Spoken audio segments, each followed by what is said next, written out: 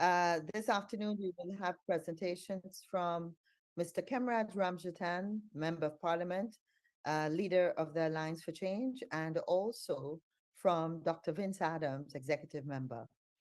I would also like to mention that Member of Parliament David Patterson is also in the chat in the press conference and willing to answer any questions on areas related to his field of expertise.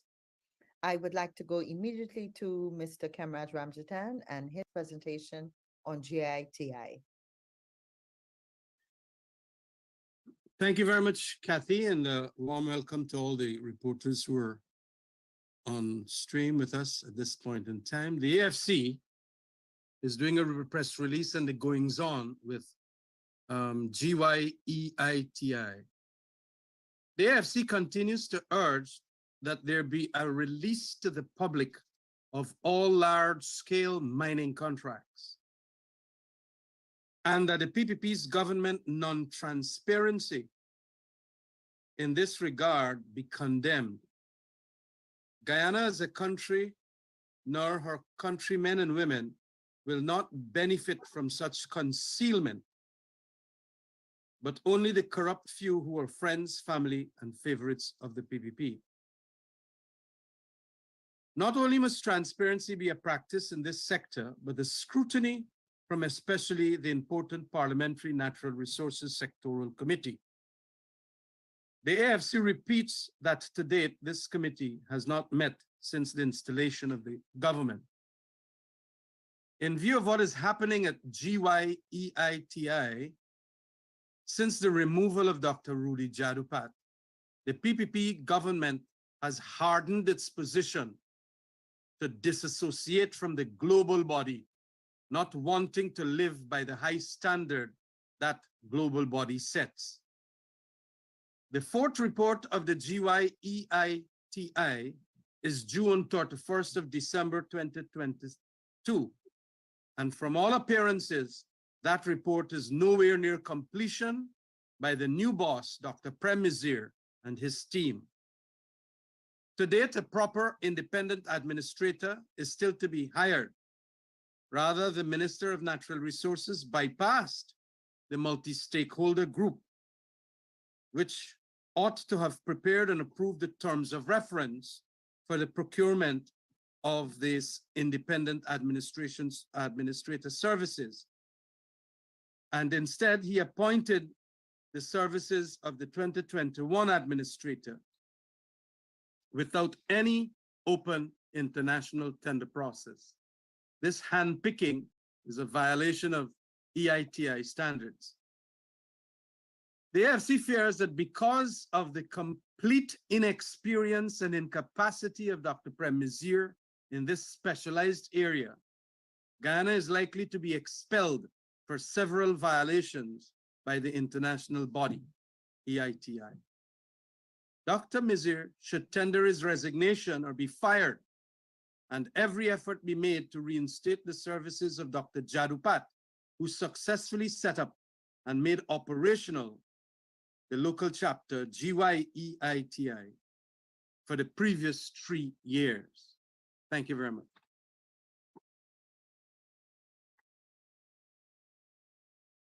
Sorry, thank you, Kemraj. And now over to Dr. Vince Adams, please. Thanks, Kathy, and welcome to the press. There was a letter to the editor of November 23rd, 2022, written by the Honorable Minister Kwame McCoy, entitled, Ali's Vision versus Norton's Farces, Guyana are the best to judge, which caught the AFC's attention. It was not the minister's hot air about opposition leader Norton that caught our attention, for we are not here to hold any briefs for the opposition leader, since he's more than capable of holding his own. What really caught our attention was what could only be described as either the minister's neglect for the truth or his complete lack of knowledge about the history of which party did what to education fees in Guyana.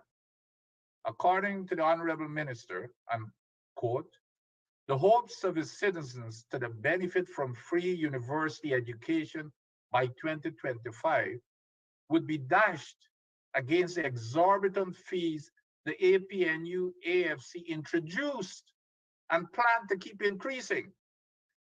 What the minister is saying here is that the opposition was responsible for introducing school fees into the Guyana education system and plans to continue increasing those fees, and that his government would be undoing it in 2025, their own 30-year-old callous imposition of student fees. How could a minister not know that free education from nursery to university was introduced in 1976 by the PNC and not the PPP? How could he not know that it was the PPPC that abolished that free education as its highest priority as soon as it took office in 1992? And how could a minister not know about the highly publicized commitment by both the APNU and the AFC separately and collectively to make it their highest priority to reverse the PPPC unconscionable act and reintroduce free education in 2020 and not 2025 as promised by the PPPC?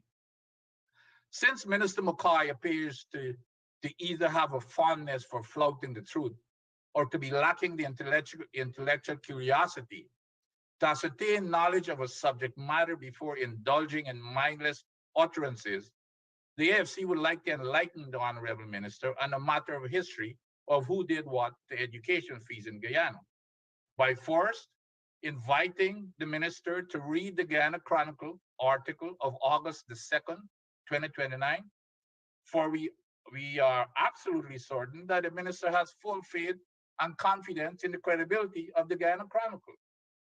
In his diatribe laced at the opposition leader Norton, the minister exalts the PPPC plan to have free education in 2025, somehow believing this would gain advantage points over the opposition.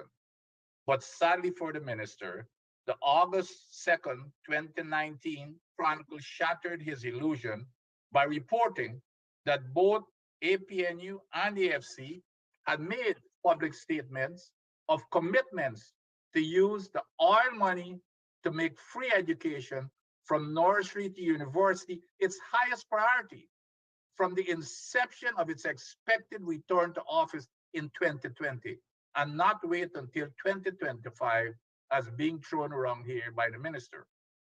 Additionally, we bring the minister's attention to the following excerpt from the AFC press statement of January 26, 2019, at the conclusion of our National Executive Council meeting. In quote, the party also unanimously approved a motion to unequivocally support free education from nursery to university and facilitate housing for all Guyanese with revenues to be derived from oil. The Constitution of Guyana provides that every citizen has a right to free education from nursery to education, as well as non-informal places where opportunities are provided for education and training. Further, as reported by the Guyana Chronicle again, in an article of August the 2nd, 2019, then President Granger clearly demonstrated the coalition's commitment to free education from nursery through university when he publicly announced that he, in quote, intends to reintroduce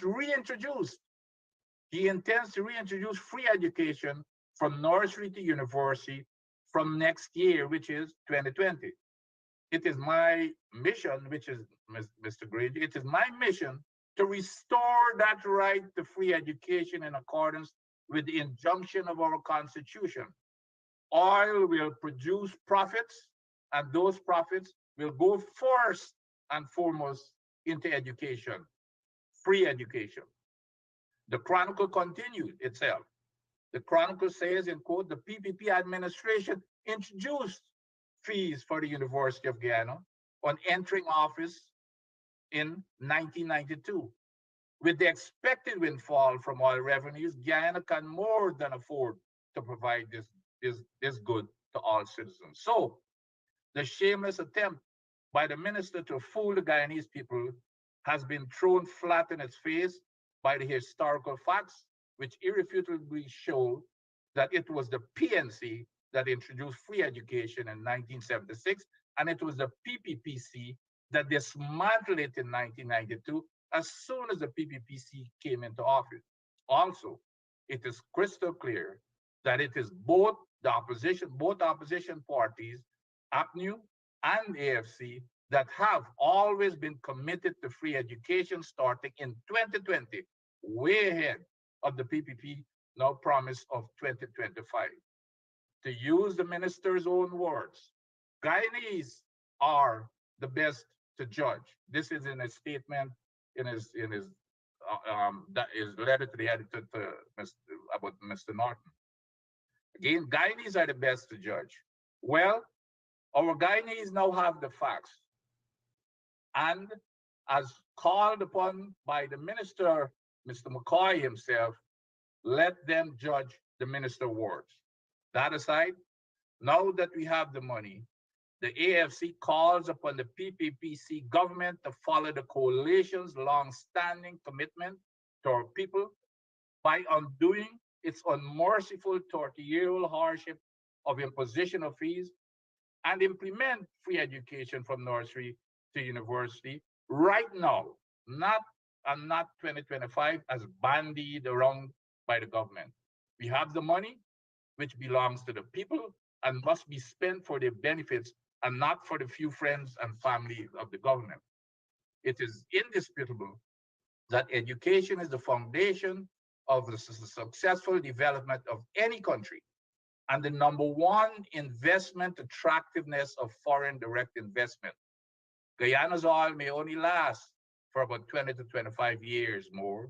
So investment in education must be the highest priority right now, not 2025, to attract those FDIs for a sustainable economy after oil is gone.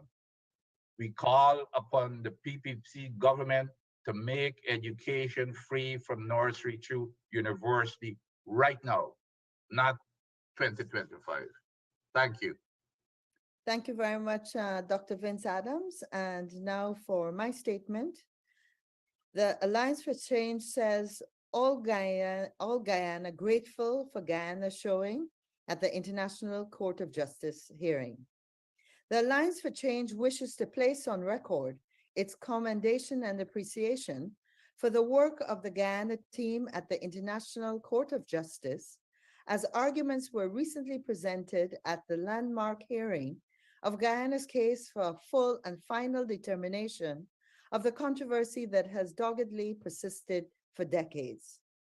This matter, as we all accept, has no political partisan color or persuasion, and it was gratifying to see former Foreign Minister Carl Greenidge presenting an erudite statement as Guyana's agent, and to see him standing alongside the Attorney General, Anil Nandalal, and Minister of Governance and Parliamentary Affairs, Gail Teixeira. This was and is the powerful message of unity of purpose that the Guyanese people have longed for, not just on this matter, but on major domestic issues as well. The nation will recall that in December 2018, then Minister of Foreign Affairs, the Honorable Carl Greenidge, explained to the National Assembly the intricate link between Guyana's tedious and studied preparation for its approach to the International Court of Justice to settle the controversy and the special intent and use of the signature bonus paid by ExxonMobil to cover these costs. Last week, we witnessed the budding fruits of that preparation in the brilliance of the legal experts and the level of commitment and presentation of the entire Guyana team. Today, even though not at the end of this endeavor, we take a moment to recognize the efforts of Guyana's past and present foreign ministers and advisors, and more recently, the work of former President David Granger, Mr. Carl Greenidge, and Sir Sridat Ramphal in initiating the process of getting us to this critical point. Thank you.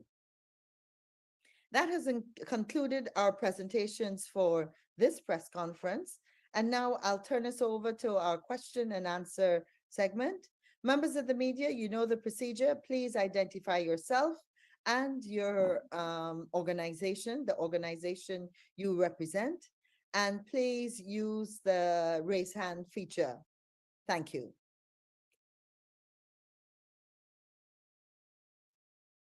Okay, I see a question from Adam Harris. Adam, please go ahead and direct your Yes. question to whomever you choose.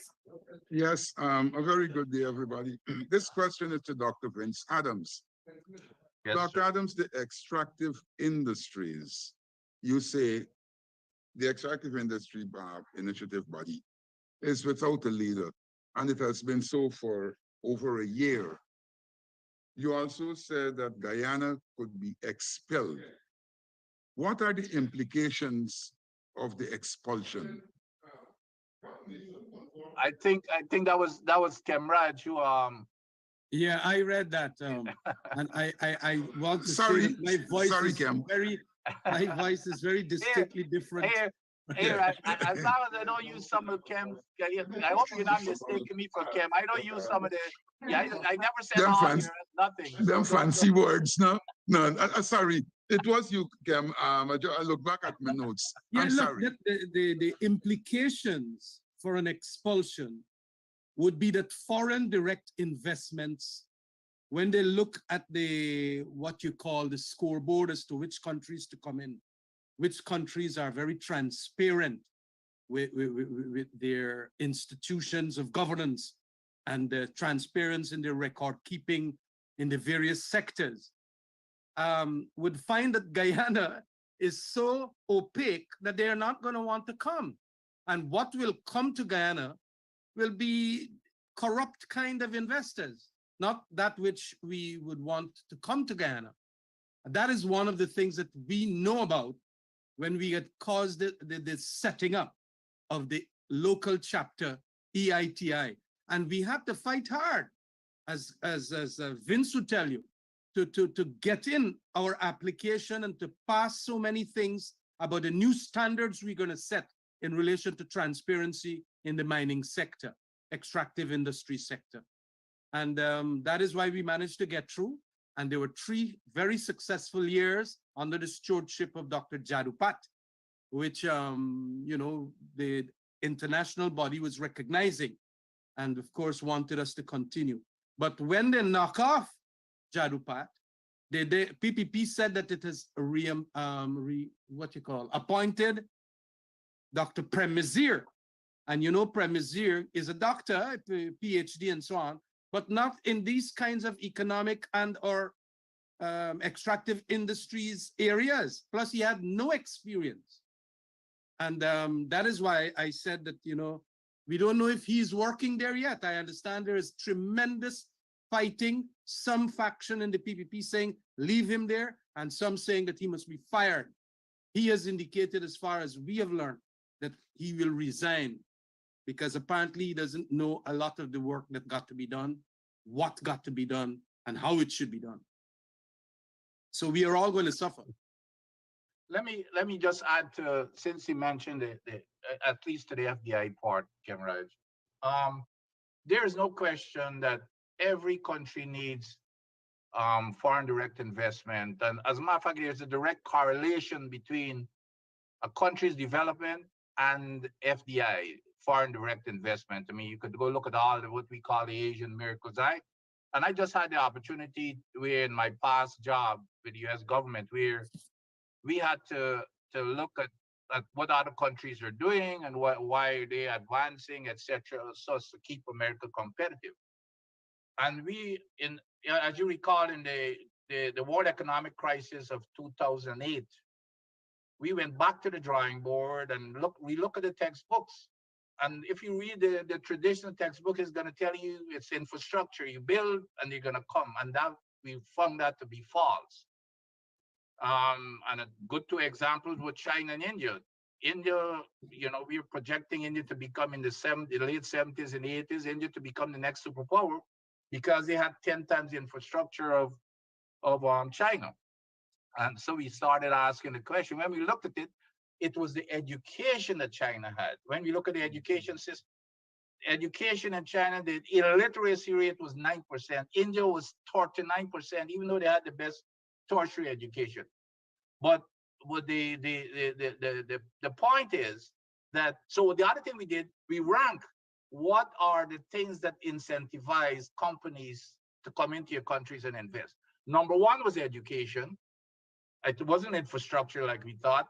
And do you know what was number two? Is to follow the rule of law.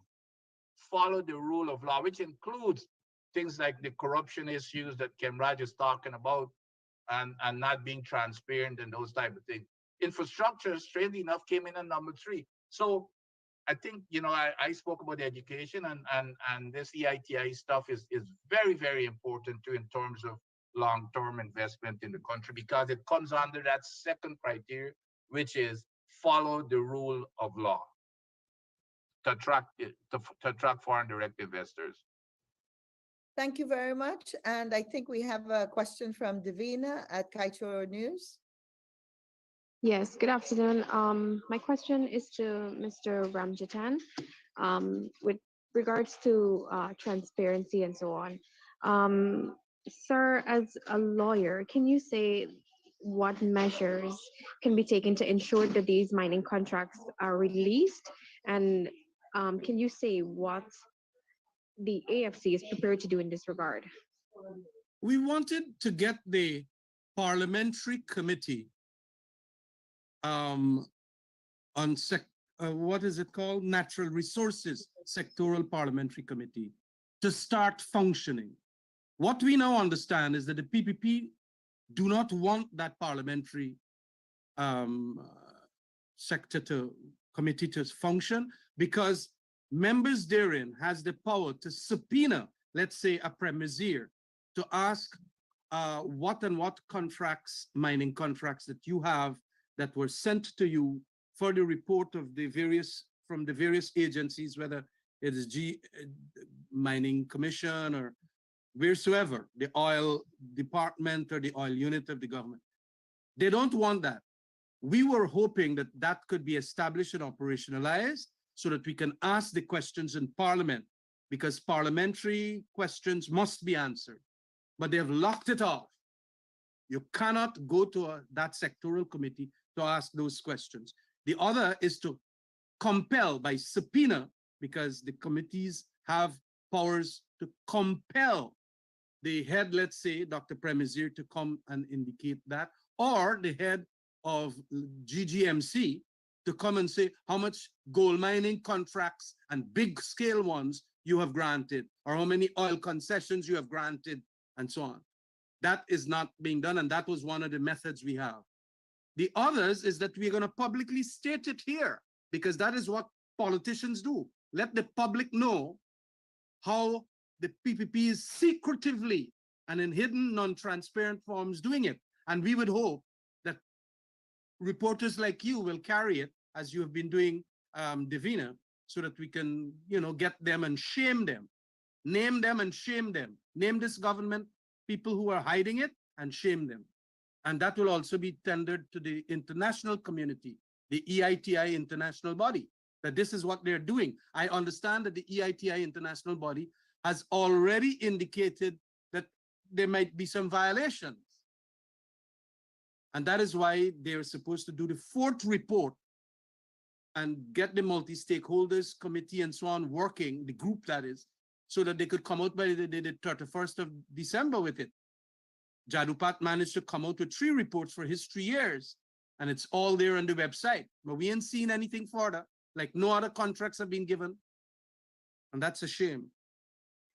Thank you, Kemraj. I want to read a question from Shamar Alin of Nightly News, who has explained his mic is not working. So, Kemraj, I think these questions are for you. This morning, the Minister of Local Government, Nigel Dharamlal, said that the government has decided to revert to the 2016 local district boundaries and widen others to ensure greater representation of Guyanese. Can anyone comment on that? Second part of the question, also, he claimed that the opposition conducted the 2018 LGE local government election improperly. Can you weigh in on this as well?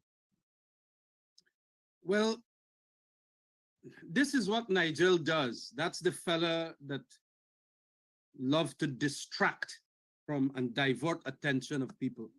We have been saying all along that a lot more work has to be done to get this local government elections done properly. First of all, the list must be cleansed, and secondly, the boundaries must be properly demarcated. And they themselves, by virtue of certain arrangements, have included new NDCs, and they have split up certain NDCs within regions and so on. So you have to mark off these constituencies. They haven't done that in accordance with the Local Government Elections Act. And now they're trying to pass blame that we had done it in 2016 or did not do that in 2016. Well, we didn't hear their mouths at all in 2016 and 2018.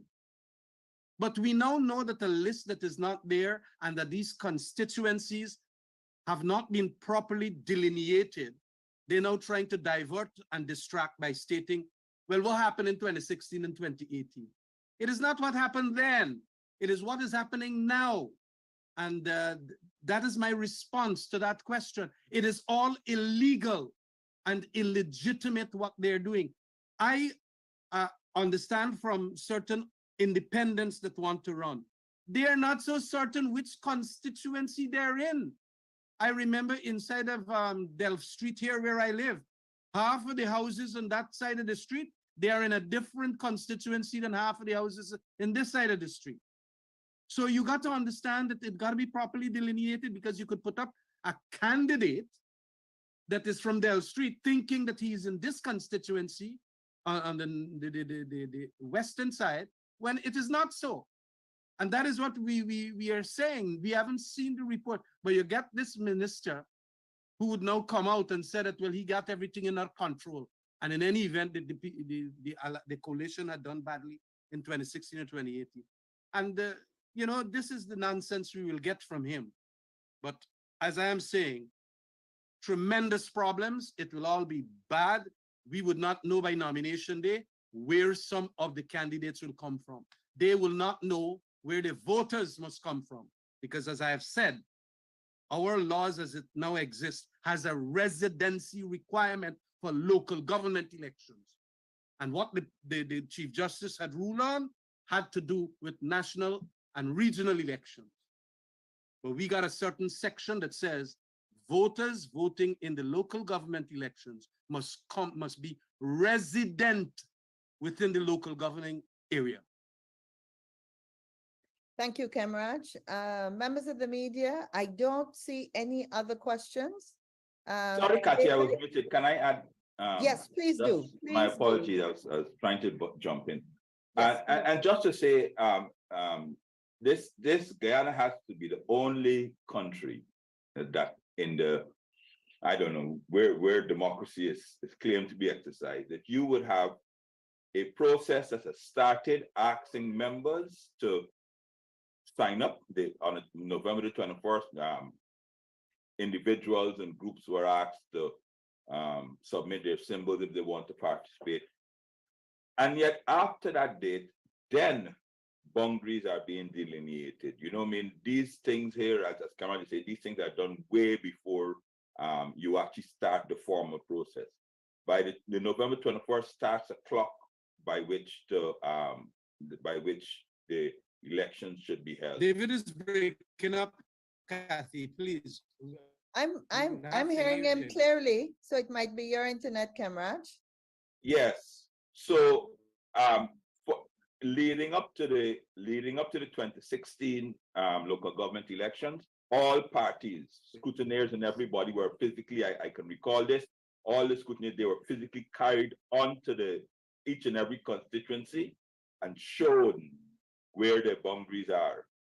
Right now, no one knows. I mean, and 4 days after you submitted your intent to contest the elections, you are now being told that the boundaries has been changed, and in another 12 days you have to submit your list.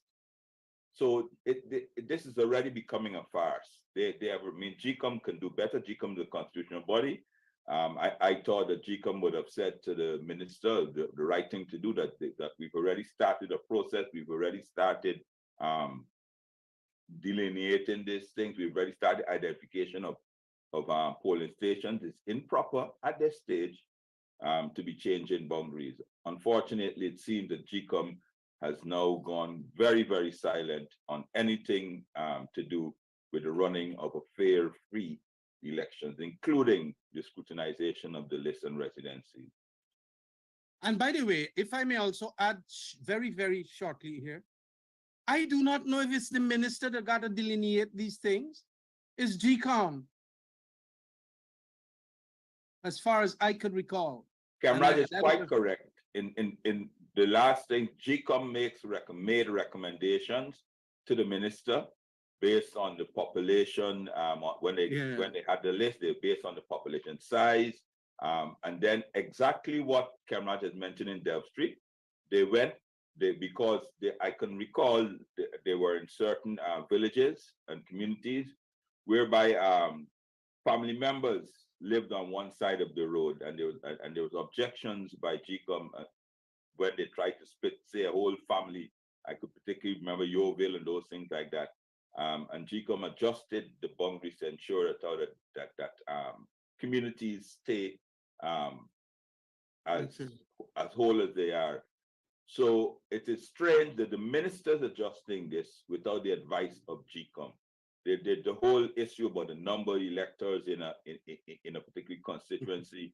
I don't know what advice the minister has incorporated that, you know what I mean? In areas where there are new housing developments, you have to take into consideration the size of the persons that are there or the lack of people that are there. There's several considerations must be made. So it's very strange that the minister can be reverting back without any sort of field work or assessment, or as we said, our house registration process. Thank you very much, gentlemen. I'd like to go to 103. You have your hand up. 103 FM. Dennis Chabral. Yes, are you hearing me now? We're now hearing you. Yes, we're hearing you.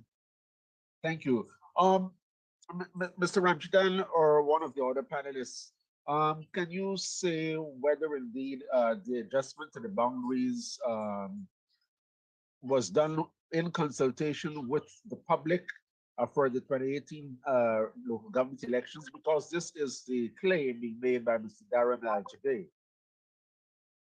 Yes, as far as my memory goes, we tried to solve these community things as mentioned by David Patterson by talking to the communities on the ground and not splitting up families and all of that. So it was important that indeed there was that happening. As to whether it would completely 100% happen, I can't recall. But you can verify from GCOM officials, Dennis. I can say with definity that consultation did occur on all the boundaries. As you would know, Dennis, and you would know, in particular the media, before elections, before any local government elections, you'd have massive billboards were up. I mean, there are no new billboards up, so showing everybody which is their constituency. There's a massive big public relation exercise, saying to people that you are in, I could also remember, I think Mr. Carrington has mentioned the reduction in councillors in Yarra Cabra district. If you drive right now to Yarra Cabra, there still is a 2018 billboards. And if you drive right around the tongue, the country, you will still see billboards put up by GCOM saying these are the different various constituencies in which to be collected. That's right. And those were for 2018. Now, if you're going to revert back to 2016, which means that all the information there is incorrect. And Dennis, you would notice as well, because I think your media organization played a significant role in disseminating this information from 2018 and 2016. And the public can see right now that there are billboards all around from 2018 showing them where the boundaries are. If you're going to change 12 days, I think nomination day, December the 12th or something, you change in 12 days before the elections, and just by announcing it today, and expect you to have a smooth and efficient local government election. Unfortunately, I don't think that will happen. I mean, and everyone knows this, Dennis, because I think you I've seen on your website pictures of the boundaries as that GCOM would have put up.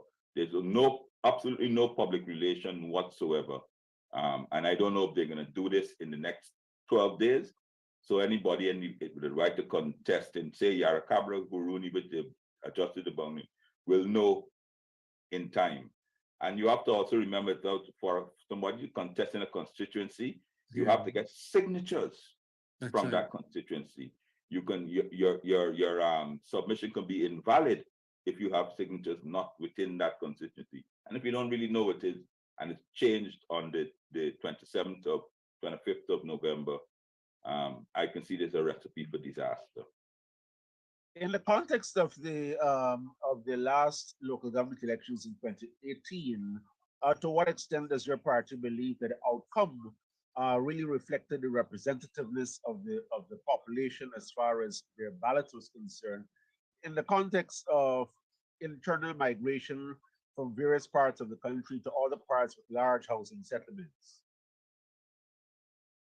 Dennis, I find that a strange question, because obviously I don't know how to answer that, because there was an election after that 2020, and that has been disputed, and that is why there's a call for new house election, house registration process.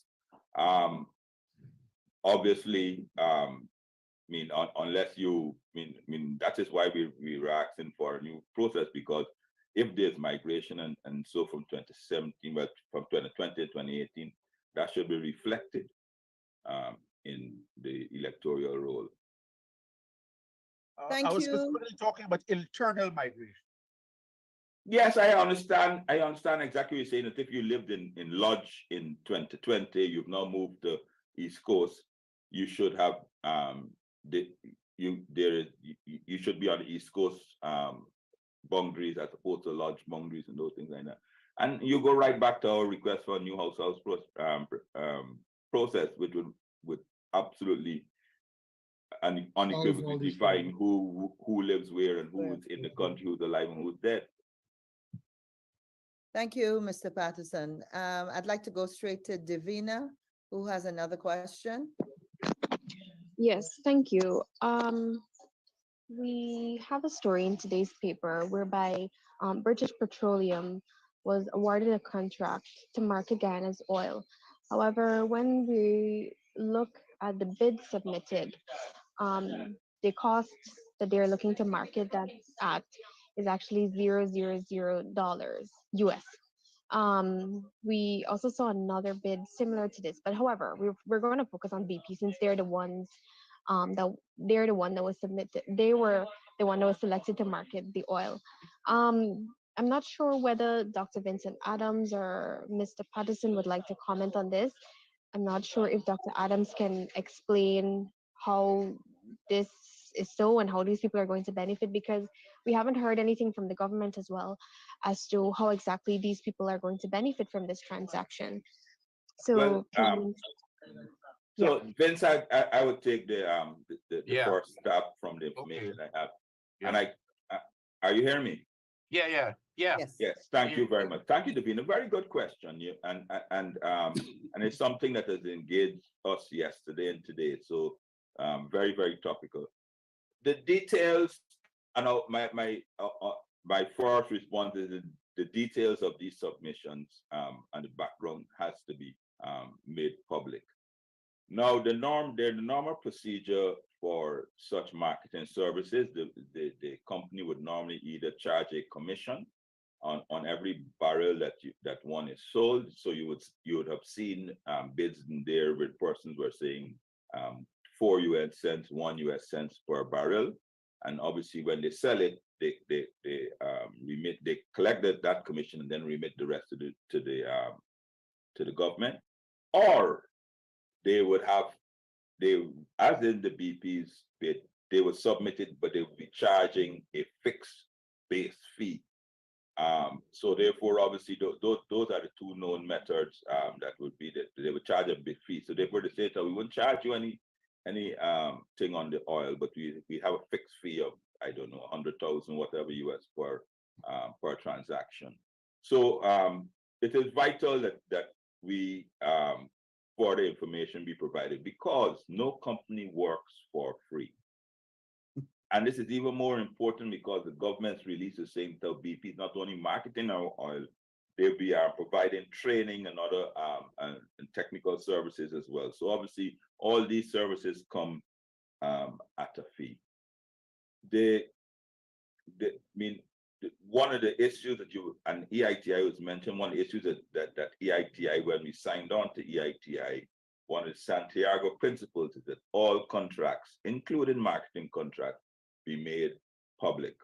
That's right. So obviously, other than a press release saying that you have appointed BP International for 1 year, the government is required, if they are going to comply with the EITI standards, to say how it benefits, who it benefits. I mean, how BP International are going to recoup their money. What is it, if they have any other caveats? Because, I mean, obviously, so if you give BP International the contract, they have a possibility of selling to whoever they want. Obviously, you know that there are some countries that are blacklisted. So you want to ensure that we, as a country, don't mistakenly or unwittingly be blacklisted because of a transaction. So therefore, obviously, that has to be written into the contract. And as well as you know, Guyana is coming up with mutual evaluation on the FIU, the financial institution. It's either January or February this year. These things are included in the mutual evaluation process. So therefore, it's not just a question of money, as Kamraj and Vince was saying. It's a question of our standing. You know, because obviously, if this is flagged in our mutual evaluation, which is in about 3 months' time, which I heard that we're wholly unprepared for, we will now revert to the position which we were in 2015, 2014, where we go on to the gray and the blacklist. As you can remember, it was the AP and UFC government that passed the required legislation and did the required work to get us out of that state. So it's not just a question of BP saying they're collecting 0 cents. There is a cost to it. Who pays the cost and how much? It should be something that we should know. And then, if there are any other conditions applied to it, which may affect us as a country, we should know these as well. Yeah, just let me, I don't think I've got anything to add to what David said. I totally agree with him, but I think the takeaway here is that no company works for free. None. As a matter of fact, the way that these companies operate, especially service companies, their costs are compartmentalized. When they submit their budgets and stuff like that, it has to say, and every contract has to pay for itself. So they just cannot go and spend corporate money. Every contract that they embark on, except if you write a proposal, which, you know, it goes into the big pool. But every piece of execution of work is being paid for. It has to be paid for by the work activity with the funds that come in. So there's funds coming in from someplace. And I totally agree with David that more details need to be published rather than trying to hoodwink folks into believing that they're working for free. You know, nobody works for free. And you know, so I think that should be the takeaway, and that should be the question that's being asked: who pays for those activities? Davina, just as an add-on, As you will recall, I've submitted some questions to Parliament.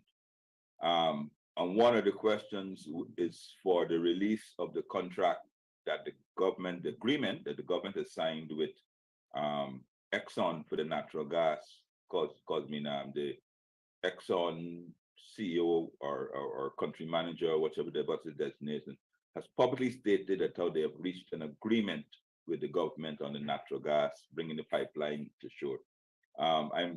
It is on the order paper. Parliament is scheduled to meet on Wednesday, the 23rd at 2 p.m. So it is our hope that transparency will be honored and they will give us, because I've asked for a copy of it, not a synopsis of it. I'm hoping that the government doesn't hide behind any confidentiality clause or commercial business clause or those things like that. Just as how we were able to release the Exxon contract, I'm sure though that I'm hoping that that because Exxon has already started committing funds to this project, that we would be able to see on Wednesday what the agreement that was reached between the government and Exxon for the gas pipeline. Hey, Davina, and by the way, I worked for BP before they became BP, as when they were Amoco. So, and I know they don't work for free. So they are nobody else who works for free. Thank you. Davina, I see your hand up. Do you have a final question? I know we're nearing to the close. Yes, I do have about two others. Mr. Patterson, you spoke about your submission on the motion for the gas to energy project and so on. I don't recall, but can you clarify whether you are seeking an updated final cost on that project as well? Because we're aware that government has started paying out landowners for the part of the land that will be needed for the pipeline and so on. So will you be seeking the final cost of that project? Yeah, let me allow you to answer that and I'll go ahead with my other question. Yes. Sorry. Yeah, can you hear me? Yeah. Yes. Yes, right. So what I'm seeking, Exxon's position has always been, initially, I can remember when the gas to shore project started, or the concept of it started, that the gas that is coming to shore, Free. half of it is theirs. The AP and UFC's position was that we don't agree with that. And I think up to 2018, when I was involved, that was our position, was our non-negotiable, that we don't agree that we should be paying for the gas, this associated gas. We do agree that there's a cost to the pipeline, which at the time Exxon had said was only $300 million. Exxon, during their EIA public meetings, I particularly asked Exxon's representative if they will be signing a gas sales agreement with the government before they proceed. And I think this was early on in the year or late last year when they were doing it. And when they were doing the public consultation, and the response was yes. So there is an agreement signed with Exxon, and that was acknowledged by the country manager, which says that the gas that is coming to shore, Exxon will get, the government of Guyana will have to pay Exxon $1 or $2 or whatever it is for their share of the gas. Plus, we have to be paying them for the construction of the pipeline. This is the agreement only between Exxon and the government. And Exxon, and obviously we now know that Exxon will reduce their involvement. They're just simply doing the pipeline. When they did their environmental studies, they were going to do the LNG plant as well. That is, I think because of the risks and this uncertainty associated with the project, they have pulled out of that. So they have now restricted themselves just to the pipeline from the SPSO to the whales. And so this is what we want to see. In that agreement, they will have how Exxon intends to recoup their money. The government has said to us that it is cost recoverable, which means that Exxon may or may not use the money, inject their own funds. And if they're injecting their own funds, on what conditions? You know, as we were speaking about BP, you have the interest rates, financing charges, and all these things. All of this should be included in the agreement that they would have signed. And since Exxon has already started committed funds, the government must be, and Exxon must be in possession of such a documentation. And as with the pipeline, from one of the very strong advocates on this matter, Ms. Elizabeth Dean Hughes, up to, I think, 2 or 3 days ago, she informed me that there's no confirmed right away, in the sense that, you know, I mean, and so I'm surprised that persons are actually being paid, because they have been asking, and the country has been asking to find this survey map, provide them with the information, the survey map, where exactly this right away is going, how exactly the government is determining what size of their property that they're using. I think the right away persons that are affected by the right away written about no less than, I can see from my copy, that no less than 30 letters. They've written to Exxon, they've written to Hess, they've written to CNOG, they've written to EPA, the vice president, the president, or anybody involved in. And to date, there is no official survey plan saying this is where the right way is going. If they started paying, and of course they're challenging, and as we all know, the valuations and the basis on the valuations on which the valuation department has come up with the cost for their lands and how they're going to be affected. So I'm quite well. I don't know that there are actually persons that are actually accepting at the moment. You know that there's also a court case which was won by the persons who are in the Wales estate. There was one Chief Justice ruled that the leases in Nissil are valid, and they fall smack in the middle of this industrial zone, but they can't move them. I know some persons come to me personally and say that the Nissil is refusing to take their lease money unless they send them a lawyer's letter, and when they get a lawyer's letter, they receive the payment. So there's several uncertainties about this project. I mean, and we're just simply waiting. We're trying to unravel it piece by piece. And the first step would be, what is the agreement signed between Exxon and the government of Guyana?